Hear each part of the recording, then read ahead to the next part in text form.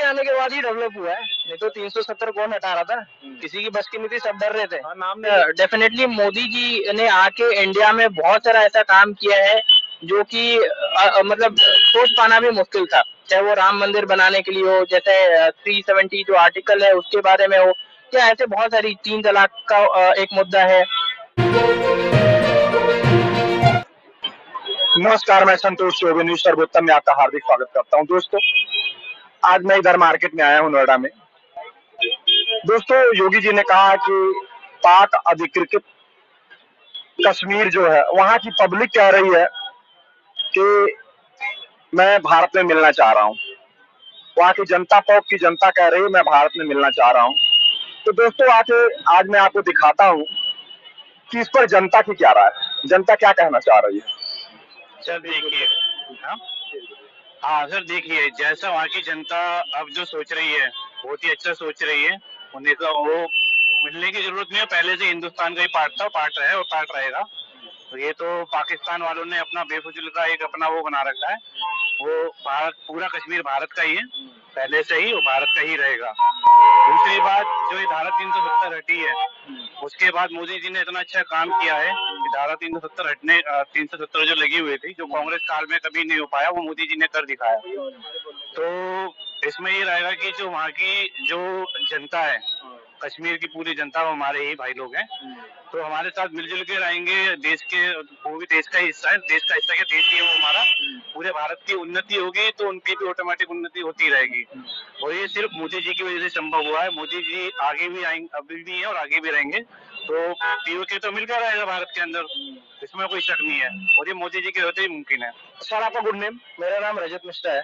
मिश्रा साहब, ये बताएं कि योगी जी ने कहा है कि जो पाक अधिकृत कश्मीर है, तो वहाँ की पब्लिक कह रही है कि मैं भारत में मिलूंगा, क्योंकि वो लोग समझ रहे हैं कि शायद मैं पाकिस्तान में बड़ी बुरी जिंदगी काट रहा हूँ और मेरा जो फ्यूचर है वो पाकिस्तान में बिल्कुल खराब है, हमारे आने वाली पीढ़ियों का।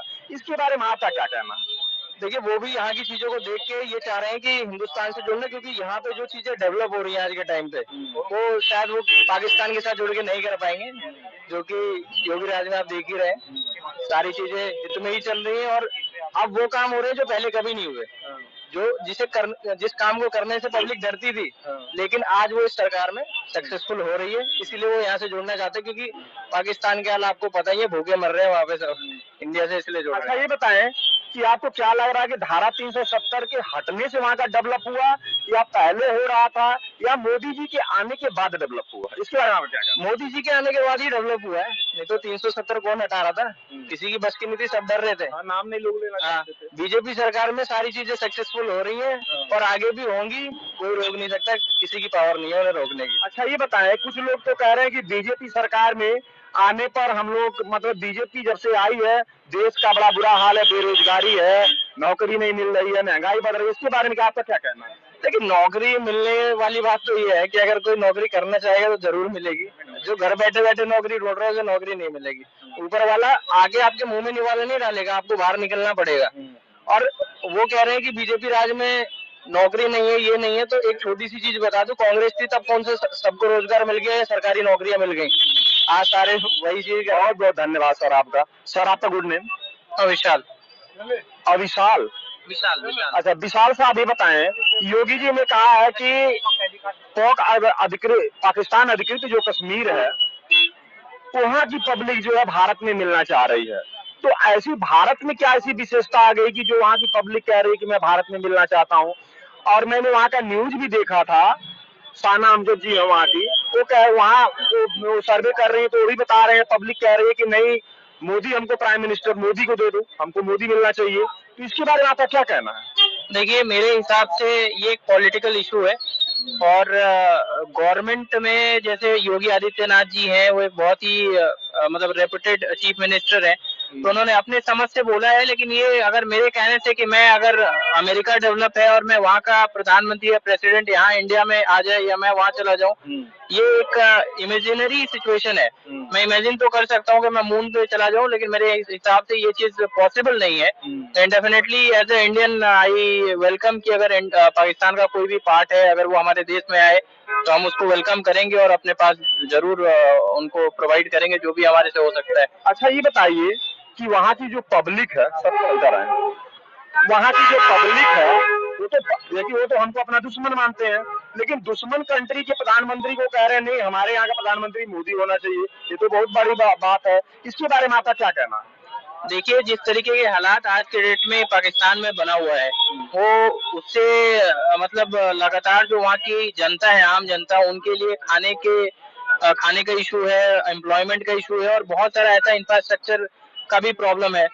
तो ये तो कह पाना कि बड़ा ही मुश्किल है कि क्या वहाँ का जनता ये बात कह रहा है कि नहीं कह रहा है। लेकिन अगर ये कह रहा है कि पाकिस्तान का आम आदमी कह रहा है कि नरेंद्र मोदी जी उनके प्रधानमंत्री होने चाहिए, तो हर एक भारतीय के लिए एक गर्व महसूस करने की बात है और मैं तो चाहूंगा कि इस चीज को वेलकम किया जाए। अच्छा ये बताइए, भारत और पाकिस्तान एक दिन पहले आजाद हुआ या एक साल पहले आजाद हुआ, लेकिन भारत बाद में आजाद हुआ। लेकिन आज भारत कहां से कहां पहुंच गया और पाकिस्तान जहां था उससे भी पीछे चला गया। तो क्या वहां की पब्लिक के अंदर टैलेंट की कमी है या वहां का जो मिनिस्ट्री है उसकी दिक्कत है कि आज पाकिस्तान की दुर्दशा? इसके बारे में आपका क्या कहना है? देखिए मेरा ये मानना है कि किसी भी देश को आगे बढ़ने के लिए जो देश का शासन प्रशासन होता है वो बहुत हद तक जिम्मेवार है।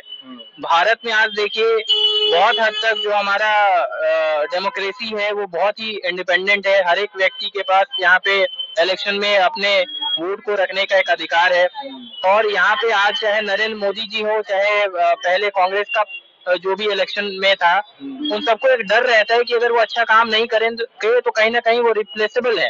वहीं अगर आप पाकिस्तान में देखेंगे तो वहाँ की जो आर्मी है वो बहुत हद तक डोमिनेट करती है। तो मैं तो ये मानता हूँ कि वहाँ पे जो सुपीरियर डेमोक्रेसी मतलब सुपीरियर जो नेता है या जो अथॉरिटी जिनके पास है वो सेल्फ मेड बिजनेस ज्यादा करते हैं अपनी। आप देखिए अभी जो इमरान खान थे उनके ऊपर बहुत सारे एलिगेशन है भ्रष्टाचार के, जो कि आपको उस हद तक नहीं मिलेगा। कांग्रेस के टाइम पे इंडिया में था, लेकिन अभी नरेंद्र मोदी जी के आने के बाद बहुत हद तक कुछ ना कुछ सुधार हुआ है। तो डेफिनेटली जो पॉलिटिशियन होते हैं वो ज्यादा जिम्मेवार होते हैं। अच्छा आप ये बताइए कि मोदी जी के ऊपर कांग्रेस या एंटी पार्टी कोई भी बड़े ब्लेम लगाते हैं, लेकिन फॉरेन कंट्री में तो मोदी जी की मांग बड़ी है। मोदी जी जहाँ जाते हैं मोदी मोदी, वहाँ की मीडिया दिखाती है। मीडिया क्यों गलत बोलेगी? मीडिया किसी की टिकाऊ नहीं होती, चाहे कोई कुछ भी कहे, मीडिया साफ सुथरा ही काम करती है, हर किसी का अपनी जिम्मेदारी बनती है। इसके बारे में आपका क्या कहना है? देखिए मेरा तो ये कहना है कि हर एक आदमी को पसंद और नापसंद करने के लिए एक रीजन होता है और दो तरीके के लोग हर एक जगह होते हैं। आप यहाँ पे 5 लोगों का इंटरव्यू ले रहे हैं, कोई ऐसा इंटरव्यू होगा जो आपके पक्ष में ना हो सकता है आप उसको एडिट कर दें।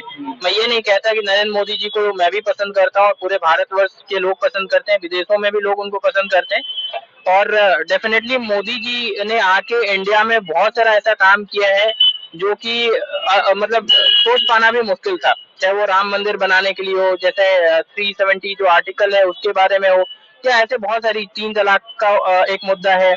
तो अगर विदेशों में भी लोग पसंद करते हैं तो कहीं ना कहीं वो आज गर्व महसूस कर रहे हैं भारत को लेके, इसी वजह से वो कहीं ना कहीं महसूस कर रहे हैं मोदी जी को लेके। अच्छा ये आपको लग रहा है कि मतलब सारा टैलेंट मोदी जी के अंदर ही है? देखिए एक लीडर जो है वो बड़ा इंपॉर्टेंट रोल प्ले करता है, चाहे वो फैमिली के अंदर हो चाहे वो देश के अंदर हो।